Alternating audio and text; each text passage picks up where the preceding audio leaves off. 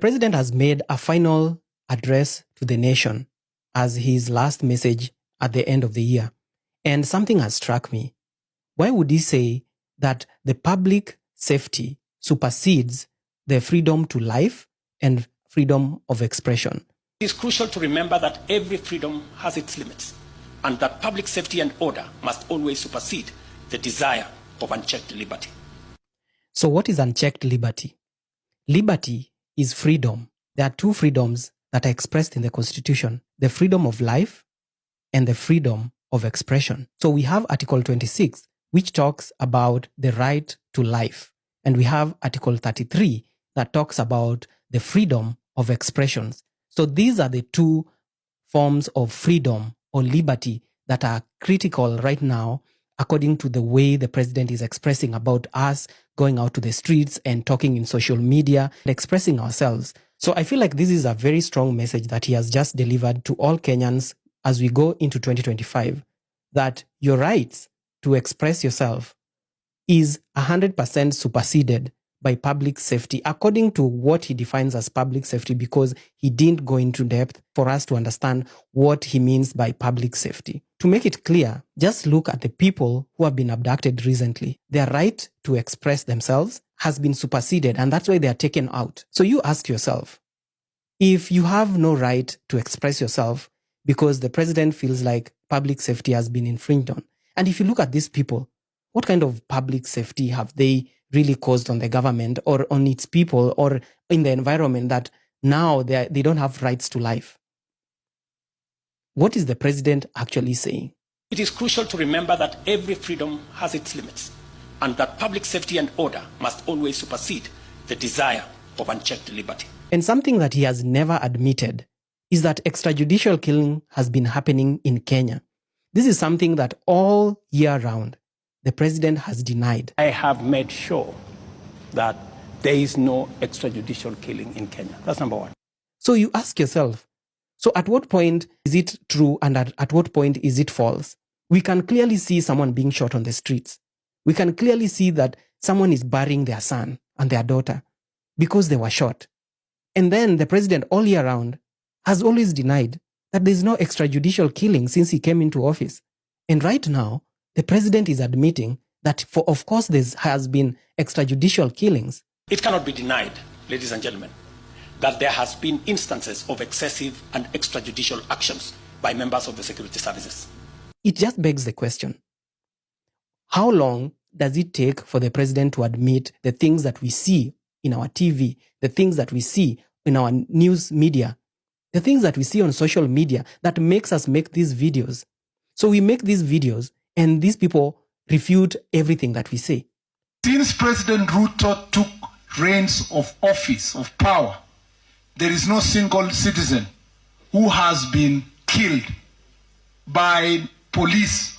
Sababu naona wengine, mtu hata anaenda anajifungia kwa Airbnb na mrembo yake. Tiajifiche siku 3 waseme wameabductiwa. We make these videos and they go forward in TV station and call us people who are just out there to tarnish the name of the government. And then months on, they come on TV and say it is actually true. It cannot be denied, ladies and gentlemen, that there has been instances of excessive and extrajudicial actions by members of the security services. Same thing they said about abductions. We've been saying people are being abducted. And then they abduct those people who are saying people are being abducted. For months, they've said there's nothing like that happened. Any family that their child or their friend or their relative went to a demonstration, whether it is last year or this year, and never came back, I want to know the names, because I will take firm and decisive action. Because as I talk to you today, I don't have a single name of somebody who has been abducted or disappeared. But now you hear the president in Homa Bay saying the same thing, that people were abducted and they are stopping abductions.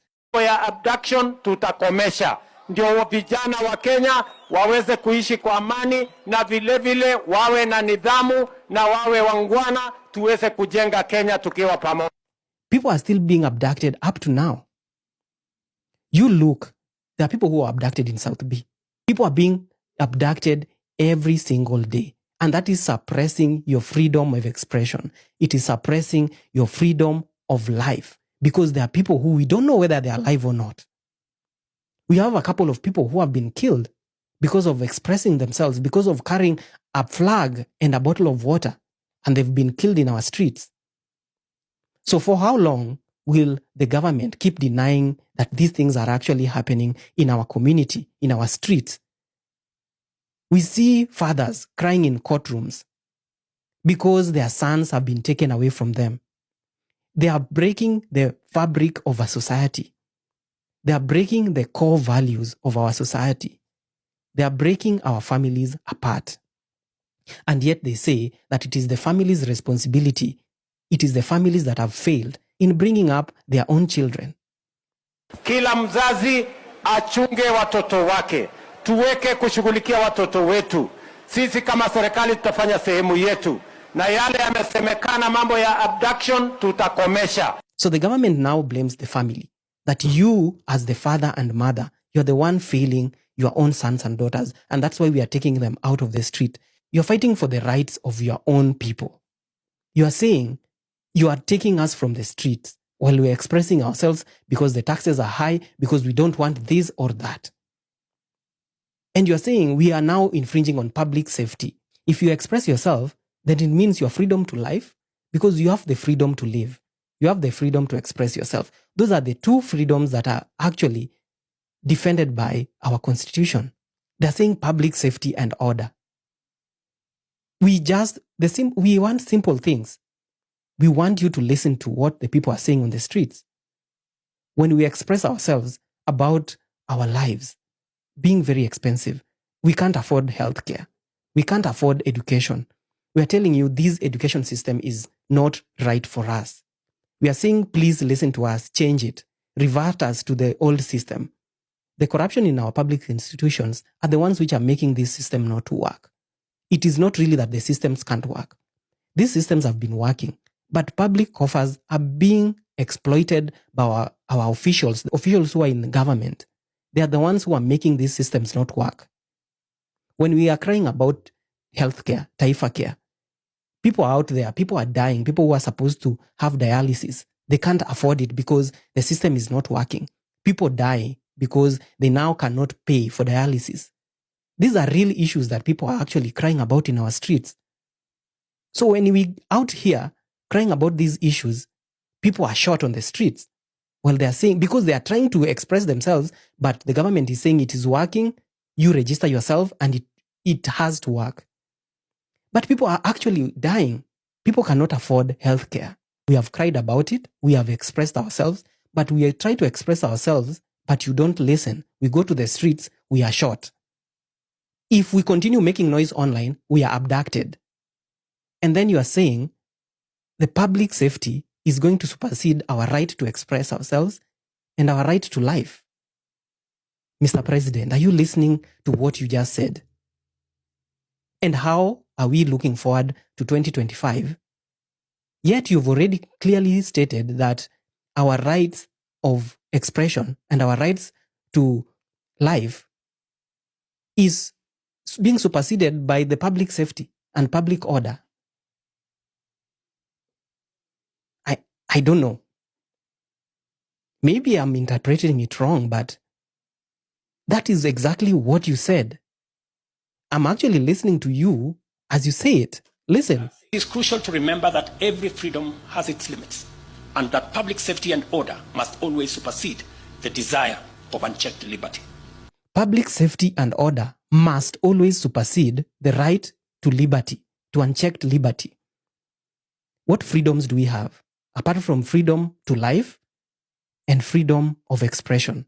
And during those 2 years, I have had to ask myself whether the highest interest is the public interest or there is a higher interest called the national interest. Because the public itself could hurt the national interest. I don't know what else to say, man. I don't know. How can a whole police come and say they don't know who's abducting people? And then a leader of a nation comes and says tutakomesha. Sasa unakomesha nini na if haujui? Me, I don't know. You know, and then I saw a preacher of the gospel come out, a great preacher, come out and condemn it. Then a few days later, they came and said, we don't have a problem. We have a problem. John C.W. has a problem because we voted for this regime. What a shame.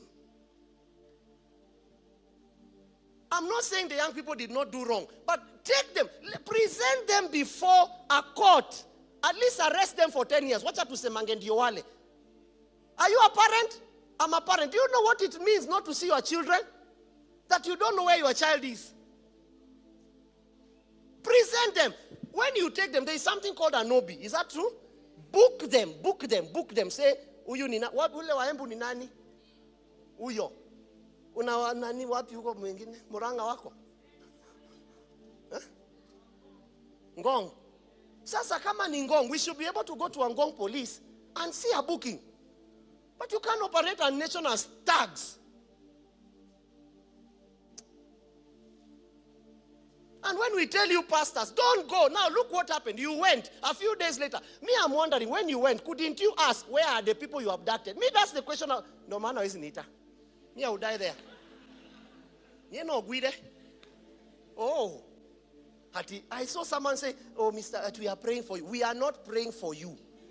Tell us where these people are. Let's start there. Let's stop playing with the people. Tutakomesha. It's not about kukomesha. Reproduce the people. Unakomesha, and then some opposition leader comes there joyriding on everything. Ati nimeambia huyu nani awache hiyo. Unatuambia tufanye. He says that hiyo mambo imeisha. Why don't you say I told him to produce? Start there. Produce the people that are abducted. First. Second, stop it. But you can't tell us stop it. What about the people that have not been produced? Ningojeni. I speak in parables to the wise. Nakuja. You wait. We are coming. Some of you should be arrested. You take a nation into obvious routes. And then now you young people are and other fools that I see rising up. You are introducing tribal problems when the problem is national. Ati we ni Mukikuyu, we ni Mujaluo. Who cares? Well, did I want to be born a Kikuyu? Did you want to be born a Jaluo? It's behaving like that that's a problem. It's not being born. You can't castigate people because they are born in a certain place.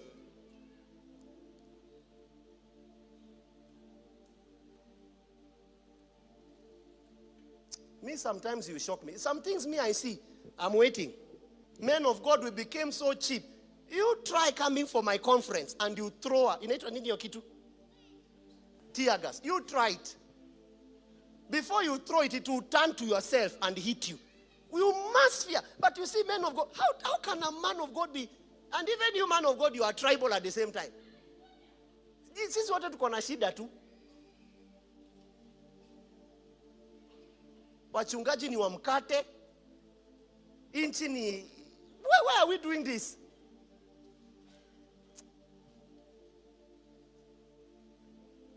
Me, I'm shocked. Then you come and take 3 people here from the mountain so that you can get a certain tribe. After meeting a leader, whoever you're going to meet, it's not them that made you. In fact, it's so shocking. Let me, which camera? Kuja. Let me tell these leaders of ours. We have the power to say who will not be president. None of you that is trying to position yourself, including the mountains and the where, none of you Jesus records. None of you knows. Hakuna mtu Yesu amemjua hapo. Stop cheating yourself. King pin of the king. Kuna hizo vitu. Me, I'm telling Kenya, forget the tribe that is in power. Look for service. Are you hearing me, Kenya? Hata nimefika aje huku kwa muti. Kenya is a beautiful nation. Every day you wake up, your brain gets tired. Shame on leaders that allow 20 hours are going to picket. Why? Ni nini huyo mtoto amekosa? Because you're running a nation the wrong way. Me, I will never, at the words I'm saying, I mean my words. You know, I'm one of those people that doesn't speak before I think. I'm hearing myself as I'm speaking. I'm hearing. You have made these young people to do what they are doing. And then a whole policeman comes and says, I wish you would have seen the way he looks in his face. We don't know who's abducting them. I don't understand.